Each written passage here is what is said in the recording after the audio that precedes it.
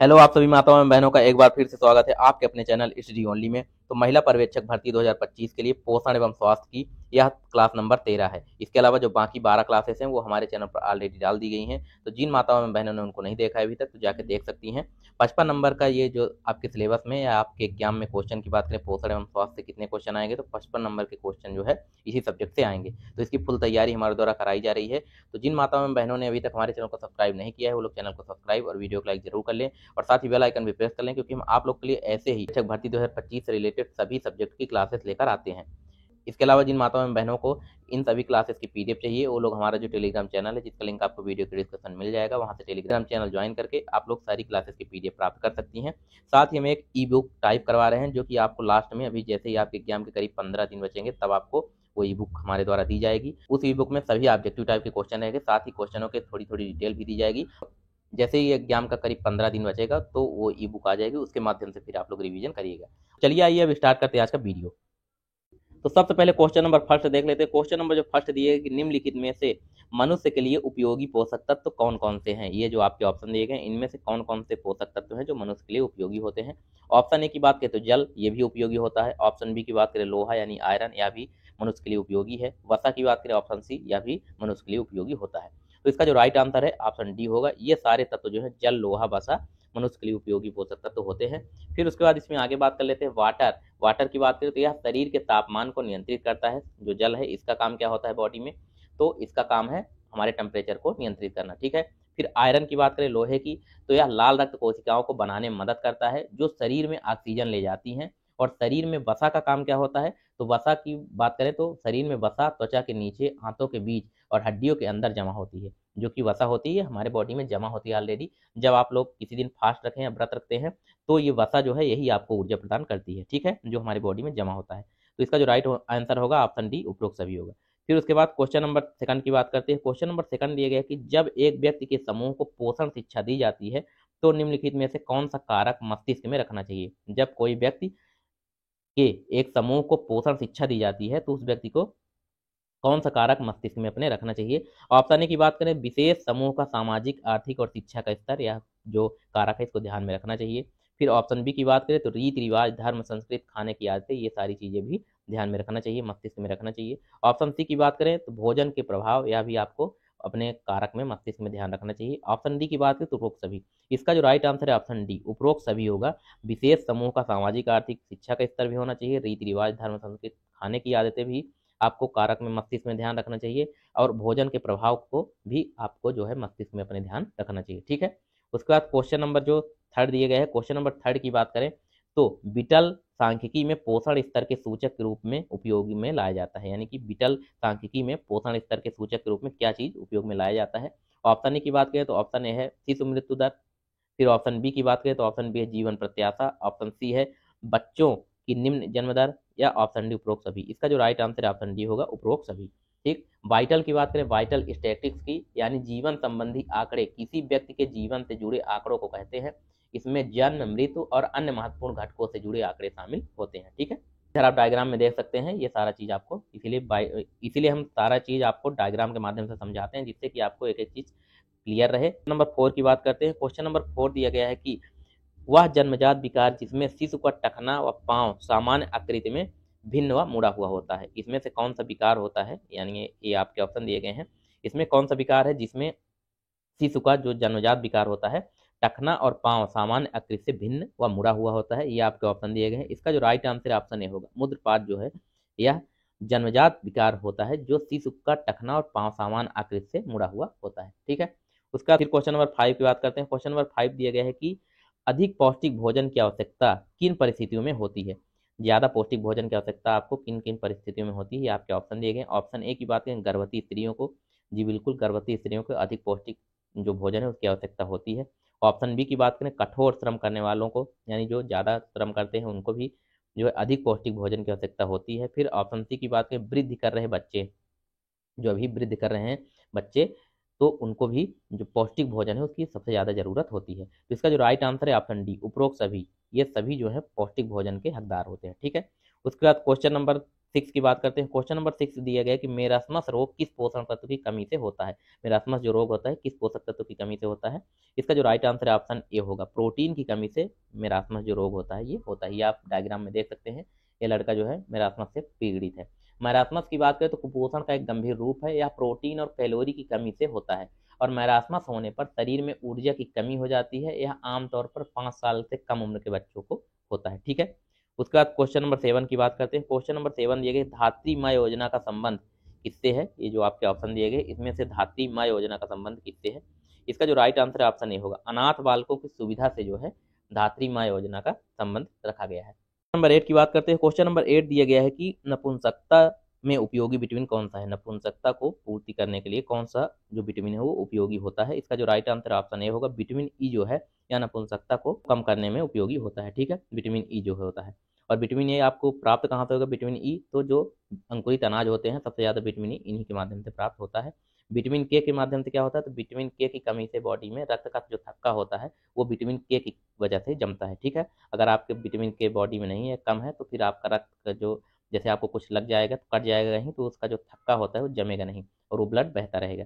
Vitamin C की कमी से स्कर्वी होता है, आप सभी को पता होगा। विटामिन सी जो है वो तरा हो गया और आंवला हो गया, इनसे विटामिन सी पर्याप्त मात्रा में मिलता है। उसके बाद विटामिन डी की बात करें, विटामिन डी जो है वो धूप से प्राप्त होता है और साथ ही फिश जो मछली होती है उसके लीवर पॉट में सबसे ज़्यादा विटामिन डी पाया जाता है। ठीक है, तो इसका जो राइट आंसर है ऑप्शन ए हो गया। उसके बाद क्वेश्चन नंबर 9 की बात करते हैं। क्वेश्चन नंबर जो 9 दिया गया कि मिड डे मील प्रोग्राम में एक दिन में कितनी कैलोरी और प्रोटीन मिलते हैं। यानी आपको जो मिड डे मील प्रोग्राम है उसका टारगेट या लक्ष्य कितना रखा गया कि एक दिन में बच्चों को कितने कैलोरी ऊर्जा और कितने ग्राम प्रोटीन देना आवश्यक है। तो इसका जो राइट आंसर ऑप्शन सी होगा, 300 कैलोरी ऊर्जा पर डे और 8 से 12 ग्राम प्रोटीन पर डे देने का जो लक्ष्य है ये रखा गया है मिड डे मील प्रोग्राम में। फिर मिड डे मील प्रोग्राम कब स्टार्ट हुआ, तो इसकी बात करें तो 15 अगस्त 1995 को प्राथमिक शिक्षा के लिए पोषण सहायता का राष्ट्रीय कार्यक्रम NSPI जो है शुरू किया गया था। ठीक है, फिर क्वेश्चन नंबर 10 की बात करते हैं। क्वेश्चन नंबर 10 दिया गया, किसी जले हुए बालक को भोजन में किस पोषण तत्व की अधिक मात्रा के रूप में लेना चाहिए। जो मान लो कोई बच्चा जल जाता है तो उसको ज़्यादा से ज़्यादा पोषण में अपने क्या चीज़ अधिक लेना चाहिए, ये आपके ऑप्शन दिए गए हैं। तो इसका जो राइट आंसर ऑप्शन डी होगा, प्रोटीन जो है सबसे ज़्यादा लेना चाहिए, जो कि आपकी मसल्स को जल्द से जल्द भरेगी, जो जल गई है मसल्स है ना, जिससे कि आपको, क्योंकि प्रोटीन ज़्यादा लेने से मसल्स अच्छी बनती है, बॉडी अच्छी बनती है, इसलिए प्रोटीन लेने की आवश्यकता ज़्यादा होती है। उसके बाद अगला क्वेश्चन है, क्वेश्चन नंबर 11 की बात करते हैं। क्वेश्चन नंबर 11 है कि हेपेटाइटिस वायरस के संचरण की मुख्य कारण निम्नलिखित में से कौन सा है। हेपेटाइटिस जो है वो संचरण का मुख्य कारण क्या होता है, ये आपके ऑप्शन दिए गए हैं। तो इसका जो राइट आंसर ऑप्शन है, नशीली दवाओं की सुइयां साझा करना जो है यह मुख्य कारण है। हेपेटाइटिस जो वायरस होता है इसका संचरण जो सुइयां होती है एक दूसरे से एक्सचेंज करके, तो उससे सबसे ज़्यादा फैलने का कारण होता है। ठीक है, फिर इसमें आगे बात कर लेते हैं कि संक्रमित व्यक्ति के साथ निकट संपर्क में आना और प्रसव के दौरान माँ से बच्चे का संक्रमण होना, यौन संपर्क, सुइयों को साझा करना, ये इसके प्रमुख कारण होते हैं हेपेटाइटिस बी के। इधर आप डायग्राम में देख सकते हैं इससे क्या क्या रीजन होता है, यानी आपको ये क्या क्या होते हैं। तो इसमें आपको भूख कम लगेगी, उल्टी होगी, हल्के डायरिया होगा, पीलिया, जैसे ये सारी चीज़ें आपको हो सकती हैं। ठीक है, ये हेपेटाइटिस बी के लक्षण है। फिर उसके बाद क्वेश्चन नंबर जो 12 है उसको देख लेते हैं। क्वेश्चन नंबर 12 दिया गया कि दांतों में पाए जाने वाला दंत एनेमल किसकी बना होता है। यानी कि जो दांतों में एनेमल पाया जाता है वह किस चीज़ का बना होता है, ये आपके ऑप्शन दिए गए हैं। इसका जो राइट आंसर ऑप्शन डी हो, कैल्शियम फास्फेट का बना होता है। ठीक है, अपने दांतों में जो एनेमल पाया जाता है सबसे ऊपर, ये देखिए एनेमल डायग्राम में आप देख सकते हैं, सबसे ऊपर वाली जो परत है दांत की, एनेमल जिसे बोलते हैं, यह बॉडी का सबसे मजबूत पार्ट होता है और इसमें क्या पाया जाता है, कैल्शियम फास्फेट पाया जाता है। और इसके जस्ट नीचे जो थोड़ी सी इससे कम मजबूत होती है वो डेंटिन पाया जाता है। ठीक है, ये इधर आप देख सकते हैं ग्राम में दांतों की एक एक लेयर के बारे में बताया गया है। फिर आगे हम बात कर लेते हैं, दांत में कैल्शियम, फास्फोरस, प्रोटीन और पानी होता है। दांत के एनिमल में ज्यादातर कैल्शियम और फास्फोरस या फास्फेट पाया जाता है। ठीक, उसके बाद क्वेश्चन नंबर 13 की बात करते हैं। क्वेश्चन नंबर 13 दिए कि मायोपिया में डैश डैश का स्पष्ट दिखाई देता है परंतु डैश डैश का अस्पष्ट दिखाई देता है। यानी कि मायोपिया जिस व्यक्ति को हो जाता है उसको इसमें से क्या स्पष्ट दिखाई देता है और क्या स्पष्ट नहीं दिखाई देता, ये आपसे पूछा जा रहा है। तो इसका जो राइट आंसर है ऑप्शन ए होगा, इसमें निकट दूर यानी कि निकट की वस्तु जो है वो स्पष्ट दिखाई देती है परंतु दूर की वस्तु जो है वो अस्पष्ट दिखाई देती है, इसमें मायोपिया में। मायोपिया की बात करें तो इसे हम निकट दृष्टि बोलते हैं। इसमें क्या होता है कि आपको निकट की जो वस्तु है वो स्पष्ट दिखाई देगी लेकिन दूर की वस्तु स्पष्ट नहीं दिखाई देगी। वहीं हाइपरमेट्रोपिया की बात करें तो इसमें दूर दृष्टि से बोलते हैं। इसमें आंखों का अपवर्तक त्रुटियां हैं। इनमें क्या है कि आपको दूर की वस्तु दिखाई देगी लेकिन पास की वस्तु इसमें नहीं दिखाई देगी। ठीक है, ये इसमें अंतर होता है मायोपिया और हाइपरमेट्रोपिया में। उसके बाद क्वेश्चन नंबर 14 की बात करते हैं। क्वेश्चन नंबर 14 दिया गया है कि मानव शरीर में मुख गुहा में कितनी लाल ग्रंथियां पाई जाती हैं। आपकी बॉडी में मुख लाल गुहा में जो मुख गुहा होता है, माउथ जो होता है, इसमें कितनी लाल ग्रंथियां पाई जाती हैं, ये आपके ऑप्शन दिए गए। इसका जो राइट आंसर है ऑप्शन सी होगा, 3 जोड़ी इसमें लाल ग्रंथियां पाई जाती हैं। फिर इसमें आगे बात कर लेते हैं। मानव शरीर में लाल ग्रंथियों के 3 जोड़े होते हैं। ये ग्रंथियां मुंह और गले में पाई जाती हैं। पहली लाल ग्रंथियों के नाम की बात करें तो पहली जो लाल ग्रंथि पैरेटिक ग्रंथि हो गई, फिर दूसरी सब मंडिबुलर ग्रंथि हो गई और तीसरी जो है सब लिंगुअल ग्रंथ होती है। ठीक है, सबसे पहली जो ग्रंथि कान के जस्ट बगल में आप डायग्राम में देख सकते हैं, ये है पैरोटिड ग्रंथि। उसके बाद उसके जस्ट नीचे आप देख पाएंगे सब मंडुलर ग्रंथि है। फिर उसके बाद जो लास्ट बची है वो सब लिंगुअल ग्रंथ होती है। ठीक है, ये आपकी 3 ग्रंथि पाई जाती हैं। उसके बाद क्वेश्चन नंबर 15 की बात करते हैं। क्वेश्चन नंबर जो 15 है कि इनमें से किसका पाचन मनुष्य में नहीं होता, यानी मनुष्य में इनमें से किसका पाचन नहीं होता, ये आपके ऑप्शन दिए गए हैं। इसमें स्टार्च हो गया, ऑप्शन ए की बात करें, ऑप्शन बी वसा, option C carotene, option D जो है प्रोटीन। राइट आंसर है ऑप्शन सी है, कैरोटीन का पाचन मनुष्य में नहीं होता, बाकी स्टार्च, वसा और प्रोटीन का पाचन जो है मनुष्य में होता है। ठीक है, फिर क्वेश्चन नंबर 16 की बात करते हैं। क्वेश्चन नंबर जो 16 दिया गया है कि जठर रस का पीएच मान कितना होता है। जठर रस जो होता है उसका पीएच मान कितना होता है, आपके ऑप्शन दिए गए हैं। इसका जो राइट आंसर है ऑप्शन बी है, 2 से 2.5 जो है जठर रस का पीएच मान होता है। ठीक है, फिर इसमें आगे बात कर लेते हैं। ये देखिए आपका जठर रस जो है अमाशय में बनने वाला एक पाचक होता है। ये आप अमाशय की इमेज देख सकते हैं, इधर ये अमाशय हो गया और ऊपर जो उधर आप देख सकते हैं जठरगम, यहीं आपका जठर रस बनता है। और जठर रस का पीएच मान की बात करें 2 से 5 के बीच होता है या थोड़ा अम्लीय होता है। और जठर रस को गैस्ट्रिक अम्ल भी कहा जाता है। तो जठर रस को और क्या बोला जाता है, तो गैस्ट्रिक अम्ल भी से कहा जाता है। ठीक, फिर क्वेश्चन नंबर 17 की बात करते हैं। क्वेश्चन नंबर जो 17 दिया गया है कि पाचन तंत्र का अंतिम भाग कौन सा है। पाचन तंत्र का जो है अंतिम भाग कौन सा होता है, ये आपके ऑप्शन दिएगा। ऑप्शन ए की बात करें तो पित्ताशय, ऑप्शन बी अमाशय, ऑप्शन सी क्षुद्रांत्र, ऑप्शन डी है बृहदांत्र। तो इसका जो राइट आंसर है ऑप्शन डी होगा, बृहदंत्र जो है यह पाचन तंत्र का अंतिम भाग होता है। ठीक है, बाकी इसके बारे में आगे बात कर लेते हैं। तो मलाशय यह बृहदांत्र और गुदा से जोड़ता है, यानी कि जो मलाशय होता है तो यह बृहदांत्र और गुदा को जोड़ता है। और मलाशय मल को रोके रखता है और मल निकालने के लिए मस्तिष्क को संकेत भेजता है, तब आपका मल निकलता है। इधर आप ये डायग्राम में देख सकते हैं, अग्नाशय हो गई, अग्नाशय के नीचे जो है यानी पेट आपका हो गया। उसके बाद फिर आपको उसके नीचे क्षुद्रांत दिखेगा और क्षुद्रांत के बाद आपको नीचे ये देखिए जो गुदा द्वार है उसके ऊपर बृहदांत्र आपको कोलन जिसे बोलते हैं ये दिख रहा है डायग्राम में, है ना। फिर उसके बाद क्वेश्चन नंबर 18 की बात करते हैं। क्वेश्चन नंबर जो 18 दिया है कि इनमें से कौन सा एक डाइसैकेराइड नहीं है। इनमें से कौन सा एक डाइसैकेराइड नहीं है, ये आपके ऑप्शन दिए गए। ऑप्शन ए की बात करें galactose, option B lactose, option C sucrose या ऑप्शन डी इनमें से कोई नहीं। तो इसका जो राइट आंसर है ऑप्शन ए होगा, गलेक्टोज जो है वो एक डाइसैकेराइड नहीं होता है, बाकी लैक्टोज सुक्रोज एक डाइसैकेराइड है। और इसके बारे में आगे बात करें डाइसैकेराइड क्या होता है, तो डाइसैकेराइड का अर्थ है 2 मोनोसैकेराइड इकाइयों से मिलकर बना एक कार्बोहाइड्रेट है। ठीक है, डाइसैकेराइड क्या होता है, तो 2 मोनोसैकेराइड से मिलकर बना होता है। उसके बाद इसमें आगे बात करें तो इस डबल शुगर या बायोस भी, इसे डबल शुगर या बायोस भी कहा जाता है। डाइसैकेराइड पानी में घुलनशील सरल शर्कराएं होती हैं और डाइसैकेराइड मानव शरीर के लिए ऊर्जा स्रोत होती है। ठीक, इधर आप इसको देख सकते हैं, ग्लूकोज एंड फ्रैक्टोज मिलकर गैलेक्टोज का निर्माण करते हैं। ठीक है, क्वेश्चन नंबर 19 दिया गया है कि दुग्ध शर्करा के नाम से किसे जाना जाता है, ये आपके ऑप्शन दिए गए हैं। इसका जो राइट आंसर है ऑप्शन डी होगा, लैक्टोज को दुग्ध शर्करा के नाम से जाना जाता है क्योंकि दूध में ही लैक्टोज शर्करा पाई जाती है, इसलिए इसे दुग्ध शर्करा के रूप में भी जाना जाता है। फिर आगे बात करें तो दूध में लैक्टोज शर्करा पाई जाती है, इसे आमतौर पर मिल्क शुगर कहा जाता है। लैक्टोज एक डाइसैकेराइड है, यह गैलेक्टोज और ग्लूकोज से मिलकर बनता है। ठीक है, तो जो लैक्टोज है डाइसैकेराइड यह भी होता है और यह किससे किससे मिलकर बनता है, तो गैलेक्टोज और ग्लूकोज से मिलकर बनता है। ठीक है, फिर इसमें आगे बात करें तो इसका जो अणुसूत्र की तो C12H22 और O11 यह इसका सूत्र होता है। ठीक, फिर क्वेश्चन नंबर 20 की बात करते हैं। क्वेश्चन नंबर 20 दिए गए कि कोरोना काल में कोविशील्ड वैक्सीन की कितनी मात्रा प्रति डोज जो है वयस्कों को दी जाती थी या दी गई थी। ठीक है, इसका जो राइट आंसर ऑप्शन सी होगा, 0.5 ml जो है कोविशील्ड की वैक्सीन की बात की जा रही है, प्रति डोज वयस्कों को दी जाती थी। ठीक, फिर क्वेश्चन नंबर 21 की बात करते हैं। क्वेश्चन नंबर जो 21 दिए गए कि एक वयस्क मनुष्य में औसतन ब्रिक का कितना भार देखा गया है। एक वयस्क मनुष्य जो होता है उसमें ब्रिक यानी आपकी किडनी की बात की जा रही है, कितना भार होता है, ये आपके ऑप्शन दिए गए हैं। इसका जो राइट आंसर है ऑप्शन डी होगा, 150 ब्रिक का औसतन भार देखा गया है एक वयस्क मनुष्य में। ठीक, फिर क्वेश्चन नंबर 22 की बात करते हैं। क्वेश्चन नंबर 22 दिया गया कि उच्च कैल्शियम युक्त भोजन किस रोग में लेने की सलाह नहीं दी जाती, यानी अधिक जो कैल्शियम युक्त भोजन है किस रोग में आपको कम लेने की जरूरत होती है, ये आपके ऑप्शन दिए गए। इसका जो राइट आंसर है ऑप्शन ए है। पथरी जब किसी को हो तो उसे मतलब उच्च कैल्शियम वाला भोजन लेने की सलाह नहीं दी जाती है, क्योंकि पथरी जो है आपकी कैल्शियम फॉस्फेट की बनती है और कैल्शियम ऑलरेडी कैल्शियम ही है, तो फिर ये जाके फिर से पथरी का निर्माण करेगी। इसलिए आपको जो किसी को पथरी हो जाती है उसको कैल्शियम युक्त भोजन ज़्यादा लेने की आवश्यकता नहीं होती है। ठीक, फिर इसके बाद इसमें आगे बात करें तो पथरी कैसे बनती है, पथरी क्या है, तो खनिजों, लवणों और अन्य पदार्थों के असंतुलन से बनती है। जब ये पदार्थ मूत्र में ज़्यादा मात्रा में हो जाते हैं तो वो क्रिस्टल बनाते हैं और धीरे धीरे पथरी का रूप ले लेते हैं। आप इधर देख सकते हैं, ये डायग्राम के माध्यम से हमने आपको सारा चीज़ बताया है। फिर क्वेश्चन नंबर 23 की बात करते हैं। क्वेश्चन नंबर 23 दिया गया है कि औषधि अवशोषण की दर सबसे अधिक होती है कहाँ।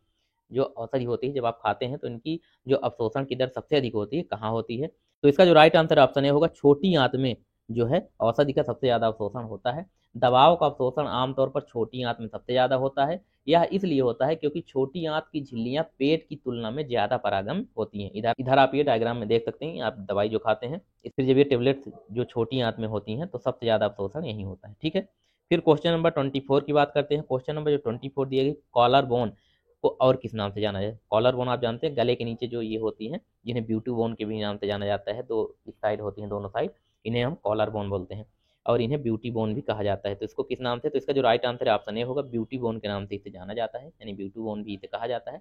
आप इधर डायग्राम में देख सकते हैं, कॉलर बोन को हंसली या क्लेविकल भी कहते हैं। तो कॉलर बोन का और नाम पूछे तो जो है हंसली या फिर क्लेविकल भी कहते हैं। और यह एक लंबी थोड़ी घुमावदार हड्डी होती है, एस आकार की हड्डी भी ये होती है। ठीक है, आप इधर ये डायग्राम में देख सकते हैं, रेड रेड कलर की जो है ये कॉलर बोन होती है। फिर क्वेश्चन नंबर 25 की बात करते हैं। क्वेश्चन नंबर जो 25 है, रक्त कोशिकाओं का निर्माण कहाँ होता है, यानी जो आरबीसी है रक्त कोशिकाएं हैं उनका निर्माण कहाँ होता है। आपकी ऑप्शन दिए गए हैं। इसका जो राइट आंसर है ऑप्शन ए, अस्थि मज्जा में जो है लाल रक्त कोशिकाएं यानी आरबीसी रेड ब्लड सेल्स जो होती हैं उनका निर्माण अस्थि मज्जा में होता है।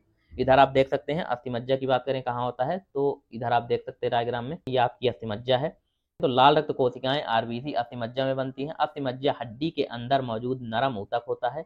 यह मुख्य रूप से कूल्हे और जांघ की हड्डियों में पाया जाता है। ठीक है, कूल्हे में और जांघ की हड्डियों में पाया जाता है। इधर आप ये हड्डी देख सकते हैं, ये जो आपको रेड रेड कलर का दिख रहा है अंदर हड्डियों के अंदर ही, तो ये जो है ये आरबीसी अस्थि मज्जा है, यही आपकी लाल रक्त कोशिकाएं बनती हैं इसी के माध्यम से। ठीक है, आप ये देख सकते हैं डायग्राम में।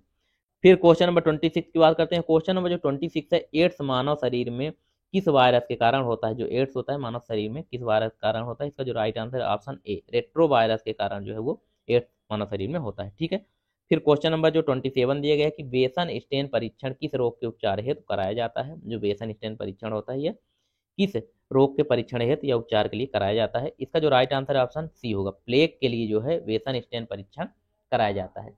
और प्लेग की बात करें तो प्लेग जो है ये एर्सेनिया पेस्टिस नाम के बैक्टीरिया से होता है।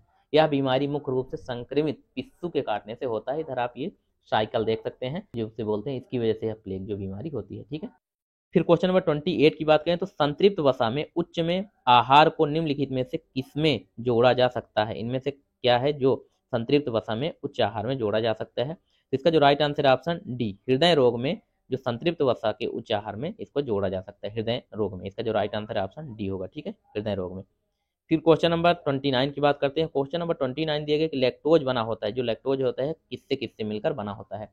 लैक्टोज जो है किससे किससे मिलकर बना होता है, इसका जो राइट आंसर है ऑप्शन डी होगा, ग्लूकोज प्लस गैलेक्टोज से मिलकर लैक्टोज बना होता है। ग्लूकोज प्लस गैलेक्टोज से मिलकर जो है वो लैक्टोज बना होता है। इसके बाद इसमें आगे बात करते हैं तो लैक्टोज ग्लूकोज और गैलेक्टोज नामक दो छोटे चीनी अणुओं से मिलकर बनता है और इसकी बात करें तो यह दूध में मिलता है। ठीक है, उसके बाद इसमें आगे दूध में हम बात करें तो सबसे ज़्यादा जो माँ के दूध में 7% मिलता है, फिर भैंस गाय के दूध में 5%, बकरी के दूध में करीब 4%। 30 नंबर है जो कि आज का लास्ट क्वेश्चन है। संपूर्ण विश्व में 7 अप्रैल को कौन सा दिवस मनाया जाता है। पूरे विश्व में 7 अप्रैल को कौन सा दिवस मनाया जाता है, ये आपके ऑप्शन दिए गए हैं। इसका जो राइट आंसर ऑप्शन ए होगा, विश्व स्वास्थ्य दिवस जो है संपूर्ण विश्व में 7 अप्रैल को मनाया जाता है। ठीक है, फिर आगे बात करते हैं विश्व मृदा दिवस कब मनाया जाता है, तो 5 दिसंबर को विश्व मृदा दिवस मनाया जाता है। उसके बाद विश्व पृथ्वी दिवस की बात करें तो 22 अप्रैल को विश्व पृथ्वी दिवस मनाया जाता है। और विश्व टीकाकरण दिवस, तो ये जो 10 नवंबर है, विश्व जो टीकाकरण है 10 नवंबर को विश्व टीकाकरण दिवस मनाया जाता है। ठीक है, इधर आप देख सकते हैं विश्व मृदा दिवस की बात करें जिसमें सबसे पहला जो डायग्राम है पौधा रोपा जा रहा है वो विश्व मृदा दिवस है। उसके बाद सेकंड जो अर्थ डे है, वर्ल्ड अर्थ डे होता है विश्व पृथ्वी दिवस। फिर थर्ड जो है विश्व टीकाकरण दिवस ये रखा गया है। ये सारी चीज़ें आप देख सकते हैं डायग्राम के माध्यम से भी, एक एक चीज़ें आपको जिससे प्रॉपर समझ में आए, इसलिए हम सारी चीज़ों का डायग्राम भी लगा देते हैं जिससे आपको इजीली समझ में आए, कोई भी डाउट आपका ना रह जाए, है ना। तो अगर आप लोग को हमारी क्लास पसंद आई हो तो आप लोग हमारे चैनल को सब्सक्राइब और वीडियो को लाइक जरूर कर लें और साथ ही बेल आइकन भी प्रेस कर लें, क्योंकि हम आप लोग के लिए ऐसे ही महिला पर्यवेक्षक भर्ती 2025 से रिलेटेड सभी सब्जेक्ट से रिलेटेड क्लासेस लेकर आते हैं। क्लासेस की पीडीएफ के लिए आप लोग हमारे जो टेलीग्राम चैनल है, जिसका लिंक आपको वीडियो के डिस्क्रिप्शन मिल जाएगा, वहाँ से ज्वाइन करके आप लोग इन सभी क्लासेस की पीडीएफ प्राप्त कर सकती हैं। तो चलिए अब मिलते हैं आप सभी नेक्स्ट क्लास में, तब तक के लिए आप सभी का धन्यवाद।